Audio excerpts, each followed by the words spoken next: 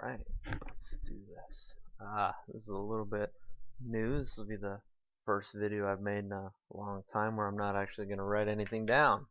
Because now that they're really pushing the calculators, it's more about what can you do with technology than what can you do by hand. So we're going to do math with technology. So since you probably don't have, or you might not, I don't know, have graphing calculators at home, we're going to look at something that can do everything a graphing calculator can that you have at home, which in this case is Excel.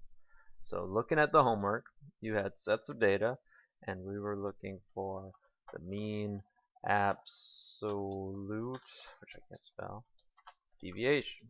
So there's 3 steps to that. The first step was find the mean of the data, and usually that involves adding all these up manually and dividing them out. So let's see if we can improve on that. So let's put in our numbers: 2, 5, 8, 9, 7, 6, 3, 5, 1, 4.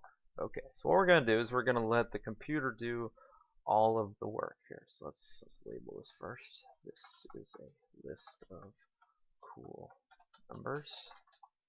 Okay, and over here, stuff we want to know. And we want to know the mean. So this is a couple ways. Let me write what you'd have to put to solve for it.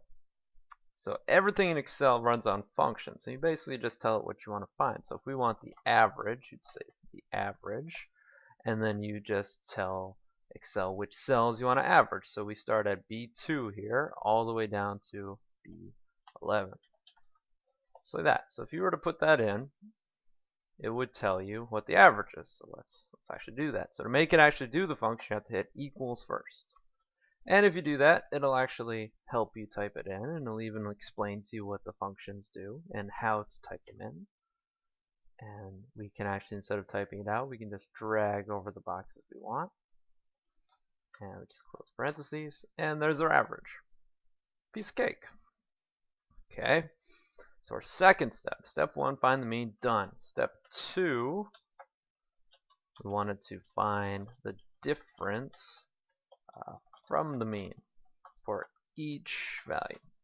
So this is the part that kind of took a lot of time because we had to go through each one of these and subtract them all from the mean. Fortunately, the computer will do all the hard work for you. So if we come over here and we're going to say, let's see, how do I do this?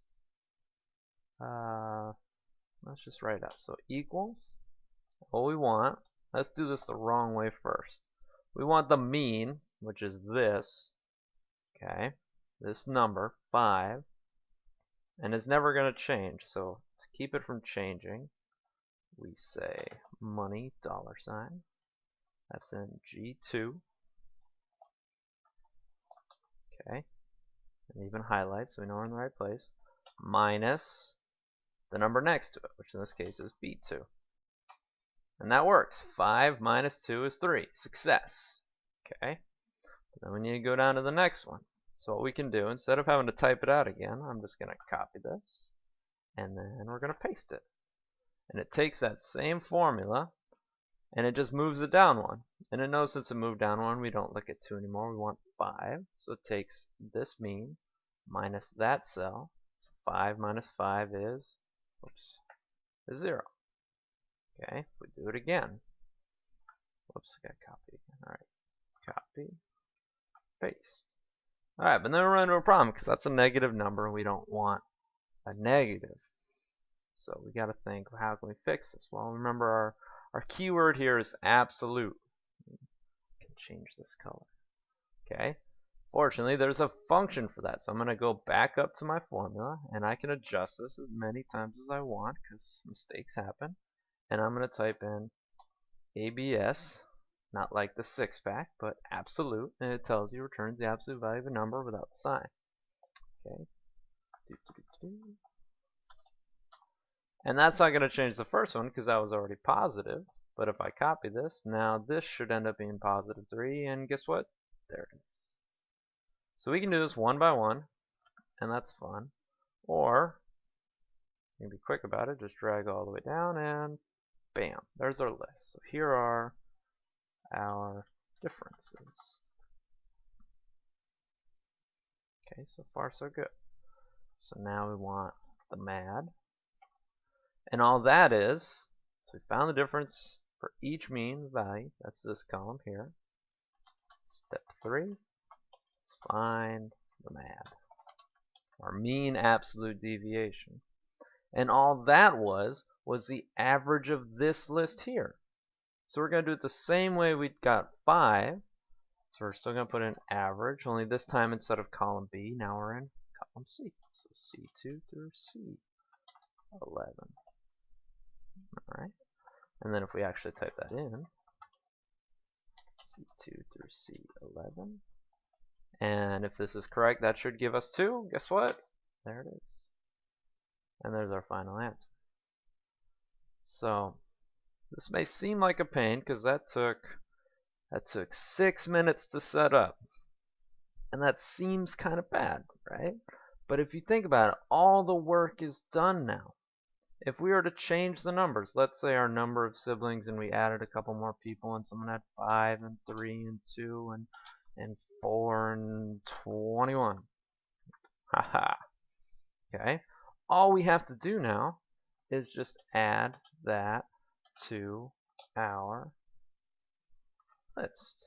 And then we just need to adjust this a little bit because now we're not going to 11, we're going all the way down to 16 here. And we could even, let's say we wanted to add 50 more numbers, we can just tell it to go all the way down to 50. No big deal. And see, it updates everything else automatically. Then we just come down here, we adjust this the same way to make sure we collect everything, because you can see we don't have these numbers checked yet. So let's go 50 for this one too. And it does all the work. So all I gotta do, I just change these numbers out, and it will do all the calculating automatically. So if you do it one time and set it up correctly, all it is a matter of just putting in new numbers and you have all your answers. So the first question takes 5 minutes, the next 5 questions take a minute and a half, and you're done. And that's it, right? Power of technology, right? Okay, so that's the first part. Mean absolute deviation, this is done. Right? 2 formulas. Well, 3 formulas. That's all it took. Alright, what about our other homework? We had box plots. Okay.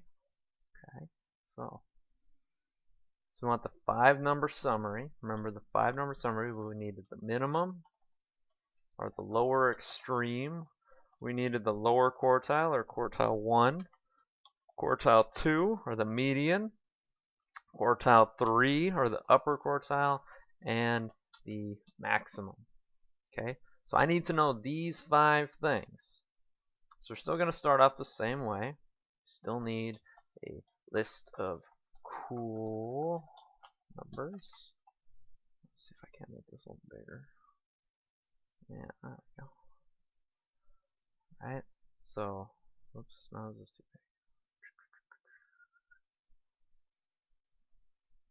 Alright, that's better.